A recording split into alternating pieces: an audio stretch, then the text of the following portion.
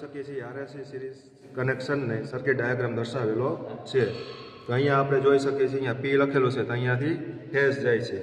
અહીંયા power factor મીટરના connection દર્શાવેલા છે અને અહીંયા વોટ મીટરના કનેક્શન દર્શાવેલા છે. તો અહીંયા આપણે જોઈ શકીએ છીએ પાવર ફેક્ટર મીટરનો એમ ત્યાંથી વોટ મીટરના એમમાં જશે. અહીંયા એમસી છે તે શોર્ટ કરેલો છે, અહીંયા પાછળ કનેક્શન આપેલું છે. અહીંયાથી સી છે તે સીમાં જશે. અહીંયાનો જે એલ છે તે અહીંયા એલમાં જશે અને અહીંયાનો જે વી છે તે 300માં જશે, કેમ કે સિંગલ ફેઝ આપેલું છે એટલા માટે. ને આ છે કે એમીટરના કનેક્શન છે. એમીટરનો જે બીજો કનેક્શન છે તે લેમ્પમાં જશે. અહીંયાથી પછી બીજો એક કનેક્શન છે લેમ્પમાંથી ચોકમાં જશે. ચોકનો બીજો છેડો છે તે કેપેસિટરમાં જશે. અહીંયાથી ચોકનો કેપેસિટરનો બીજો છેડો છે તે ન્યુટ્રલમાં જશે. તો આવી રીતે આખી એક સર્કિટ છે તે પૂરી થશે. તો આર એલ અને સીના જે કનેક્શન છે તે સિરીઝમાં કરેલા છે. તો આ રીતે આરએલસી સિરીઝના કનેક્શન આ તેનો સર્કિટ ડાયાગ્રામ દર્શાવેલો છે.